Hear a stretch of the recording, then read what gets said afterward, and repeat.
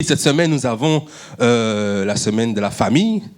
Et après le couple, bien sûr, c'est la famille, parce que voilà, c'est logique qu'ensuite, quand on ait des enfants, qu'on ait une petite famille ou une très, très grande famille, une famille moyenne. Et moi, ça me parle parce que j'ai la chance et le privilège déjà d'être marié par ma bis beauté noire universelle qui est derrière le multimédia.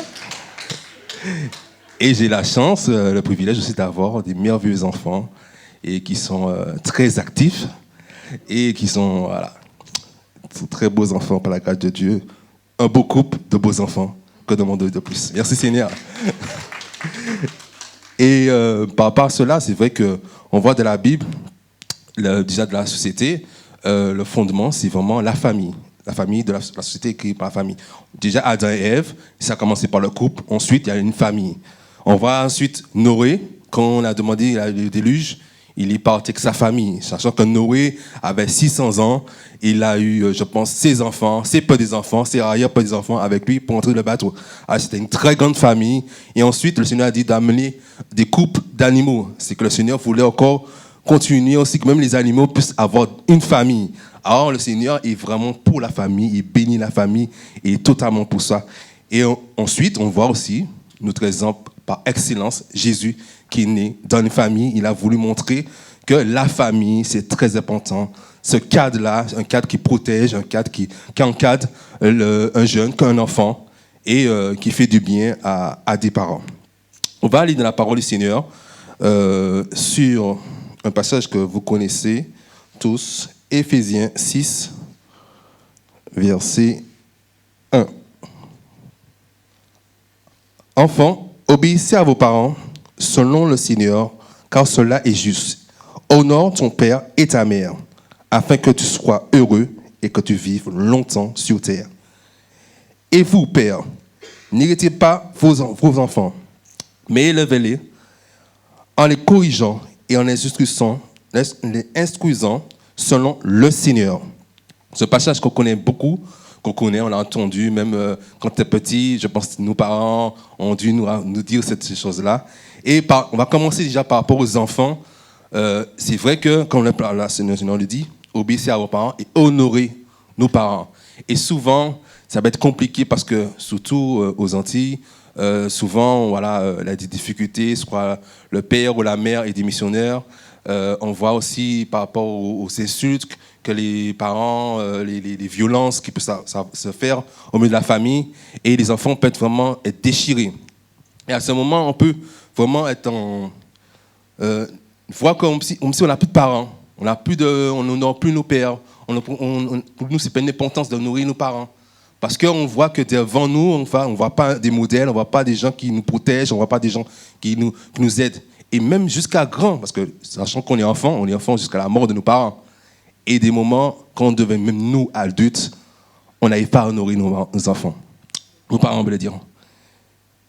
Et ça, c'est très important.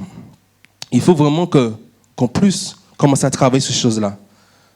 Protéger, prendre soin de nos parents, prendre soin de nos aînés. Même si ton père ou ta mère t'a abandonné, même si ton père t'a totalement rejeté, il n'a même pas donné un centime, ton anniversaire passé, il t'a même pas appelé. C'est pas grave, ma soeur. C'est pas grave, mon frère. Mais essaie de faire le lien, la connexion avec ton père et avec ta mère.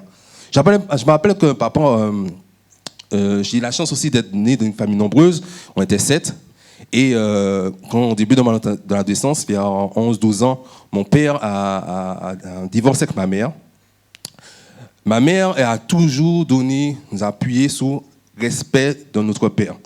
Respect de notre père. Mais pendant ce déchirement, c'est vrai qu'en face, mon père a dit certaines choses sur ma mère, alors que ma mère ne nous a jamais parlé de la situation, et qui m'a, en fait, pour moi, mis mon père comme voilà, celui qui il a été disqualifié pour moi.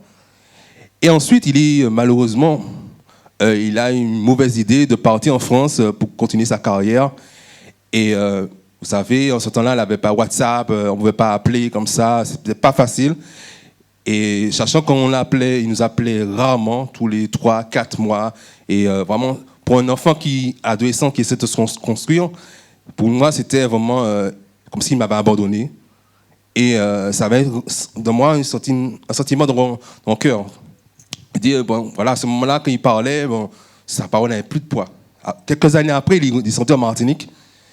Quand je voyais la façon qu'il arrivait, je ne voyais pas le changement. Et voilà, bon, pour moi, c'était juste... Il avait juste le mot père. Mais il n'avait pas le poids, le respect que je pouvais lui donner. Et c'est vraiment en arrivant au CRC qu'avec les enseignements sur la famille, sur les parents, tout ça là, que j'ai commencé à revenir vers mon père. Et avant, je pouvais l'appeler à son anniversaire, et peut-être à la fin de l'année. Et moi ça m'allait totalement. À ce moment-là, j'ai commencé à comprendre par rapport aux enseignements qu'il faut que je me force. Parce que, en fait, ton habitude d'aller vers les parents, de ton parent, en fait, de tes parents, en fait, a été déconnectée. Alors, je me suis habitué à l'appeler, à essayer de prendre rendez-vous avec lui, à dire, bon, je vais t'emmener les enfants. Et surtout, par la grâce de Dieu, le fait d'avoir créé aussi ma famille, de ma première fille, en fait, ça a recollé les liens. Et des moments là, c'est ça aussi la bénédiction de la famille, parce que le fait d'avoir un enfant, on s'est rapproché. Et là, je fais un travail de, toi, comme si c'était comme personne. Il n'aime pas trop m'appeler les enfants, et moi j'essaie de l'appeler. J'essaie vraiment de me forcer, parce que cette connexion-là est partie, et c'est très important de pouvoir honorer nos parents, et c'est la parole de Dieu qui le dit. Et toutes ces rancunes, en fait, qui étaient dans ma vie, elle est partie totalement. Elle était partie totalement. Et là, je regarde mon père comme un père, en fait. Et moi, j'ai du respect pour mon père. Et avant, voilà, c'était pas ça. Et je sais que beaucoup de personnes, ton père t'a peut-être vraiment rejeté.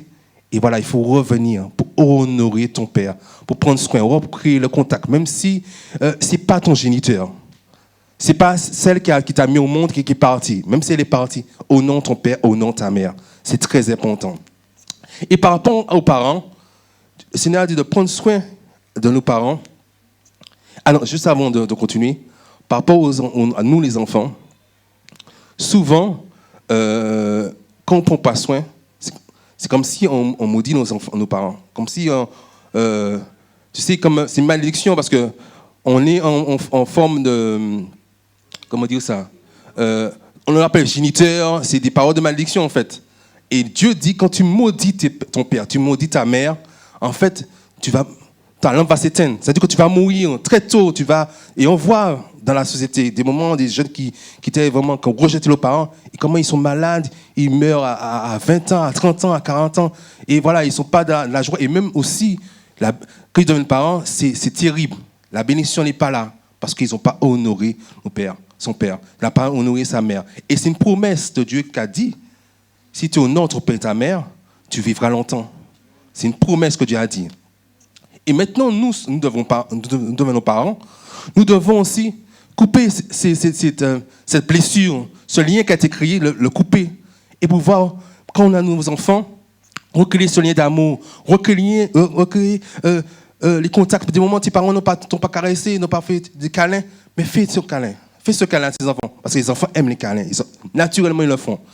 Et dans ma famille, en fait, quand je voyais les enfants venir me faire des câlins, je disais, mais pourquoi ils viennent à chaque fois me faire des câlins? Toi, au début, tu ne comprends pas. Parce que tu n'as pas vécu comme ça. Et même mon épouse aussi. Après, je dis, le Seigneur m'a dit, mais Samuel, accepte tes câlins. Parce qu'à la fin, à un moment, ils vont plutôt donner le câlin. Alors, prends tous les câlins. Alors maintenant, je prends tous les câlins qu'ils me donnent. Et voilà, quand j'arrive chez moi, je suis une star parce que tout le monde, papa, c'est trop beau. Et c'est vraiment bien. Et par rapport à mon épouse, en fait, elle aussi, qui n'a pas vécu comme ça, quand les enfants faisaient câlin, j'ai remarqué des moments, elle dit, arrête. Je dis, mais chérie, ne fais pas ça, mais c'est pas normal. Et on a discuté par rapport à ça. J'ai dit, mais non, il faut quand tu ailles voir un serviteur, on va discuter avec un serviteur. Elle est allée voir un serviteur. C'est très important pour vous. Quand vous avez une situation comme celui-là que je parle, approchez d'un serviteur qui va vous accompagner. Et là, le serviteur l'a accompagné, il a fait des jeûnes. Et par rapport à ça, toutes ces choses-là, il est parti. Et maintenant, les enfants font des câlins, elle accepte des câlins, elle est bien. Et voilà, la famille est restaurée. Parce qu'un câlin, l'enfant peut comprendre que maman ne veut pas de lui. Accepte, oui, trois parents, accepte le câlin de ta fille, accepte le câlin de ton fils. Prends-lui dans tes bras, montre-lui, ma maman t'aime, mon papa t'aime. Ça, c'est très important. C'est très important parce qu'on n'a pas appris ça. Les parents nous ont rejetés, ou bien les parents ne nous ont pas fait des câlins, ils nous ont pas dit, oui, je t'aime mon fils, je t'aime ma fille. Tout ça là, c'est pas des choses qu'on a connues. Mais nous devons briser ce lien-là et pouvoir créer un lien d'amour avec nos enfants. Et c'est très important pour pouvoir vivre longtemps. Et aussi, si dans la famille, ben là, tu vois que tu n'as pas de parents, tu n'as pas de père, tu n'as pas de mère, tu sais, dans l'œuvre, il y a des parents. Tu as pasteur David, pasteur Jocelyne Goma, qui est ton père et ta mère. Au centre du réveil, plein de pasteurs et de serviteurs. Ce sont aussi des pères pour toi, ce sont aussi des grands frères. Et nous, l'Église, nous avons un rôle à jouer. Les parents, les enfants qui n'ont pas de parents, on doit les encadrer. On doit être les grands frères, les grandes sœurs. Quand j'étais dans la conférence des femmes, j'ai vu que les hommes étaient en bas en train de prendre soin des enfants. Et j'ai remarqué, en fait, j'étais avec les enfants de moins de 6 ans, comment ces enfants me regardaient et je les reprenais, certains, je les encadrais. Il y a un enfant à la fin qui m'appelait papa. Et j'ai réalisé, en fait, j'ai dit, mais pourquoi tu m'appelles papa? C'est même mon fils était là, il m'a dit, c'est pas ton papa! Bref, mais j'ai dit, mais non, laisse-le tranquille. Et j'ai réalisé, en fait, il faut que tu sois aussi le grand frère, le père qu'il n'a pas, donner l'amour qu'il n'a pas eu. L'Église est là pour ça. C'est le rôle de l'Église, d'être la famille qui va marcher, qui va recadrer, qui va reprendre, qui va donner l'amour. L'amour pour encourager. L'amour pour encourager. Et voilà, au fur et à mesure, pour autre chose, par rapport aussi les familles recomposées, c'est de belles choses. Et des moments, les enfants de monsieur ou madame, ce sont tes enfants. Mettons, si vous êtes mariés, il ne faut pas dire, ce sont mes enfants, surtout mesdames, ce sont mes enfants. Non. Mettons, vous êtes mariés, ce sont vos enfants. Monsieur, les enfants de madame, ce sont tes enfants. Prends soin, fais les cadeaux, les câlins. Même si qui t'appelle papa ou pas, ce sont tes enfants aussi. Tu dois les protéger, les garder. Tu ne dois pas faire de préférence entre tes enfants et ses enfants. Non, le Seigneur a fait grâce à recomposer la famille. Protège ta famille. Toi, homme, protège la famille. Même si que ce soit tes enfants ou pas. Sois le leader, sois le moteur de ta famille. Et même si aussi, dans le couple, il y a eu des divorces, des séparations, ne dénigre pas l'homme ou la femme. Oui, ta mère a fait telle chose. Ton père a fait telle chose. Ne rabaisse pas ton ex-femme ou ton ex-mari devant tes enfants. C'est pas bien. Garde toujours le respect. Et je remercie ma mère qui a toujours voulu qu'on puisse respecter mon père, parce qu'elle trouvait que c'était très important de pouvoir respecter mon père. Et moi, comme je disais au début, quand j'ai vu mon père parler mal de ma mère, en fait, ça m'a donné des dégoûts, ça m'a éloigné de lui. Et je t'encourage de ne pas faire cette erreur-là. De ne pas faire cette erreur-là. Donne-lui l'amour. Encourage à aller voir le parent opposé. Oui, quand il dit des trucs, non, ta mère fait ça pour ton bien. Ton père fait ça pour ton bien. Crée même une relation. Sois acteur pour créer une relation avec l'autre parent, même si votre relation est terminée. Et pour finir, on sait très bien que notre ennemi, ce n'est pas l'autre. Ce n'est pas notre enfant. Ce n'est pas le parent. C'est le diable qui veut travailler pour détruire, parce que c'est le voleur. Il est là pour détruire, égorger. Il est là pour faire ravager la famille, parce que c'est le fondement de Dieu. Il n'aime pas la famille. Et la solution pour réconcilier, c'est le pardon. Tu dois pardonner à ta mère. Tu dois pardonner à ton père. Tu dois revenir vers ton enfant. Ce n'est pas parce que c'est un enfant que tu ne dois pas revenir vers lui. Tu dois revenir vers lui. Sois fais l'exemple de rassembler ta famille, de consolider ta famille, de restaurer. Et il y a des personnes ici qui ont fait cette expérience-là, comme la sœur Séverina qui a recréé le lien avec son père. Et d'autres témoignages comme ça qu'on a ici aussi lancés. Et vraiment, on voit que la restauration de la famille était là. Et Dieu bénit.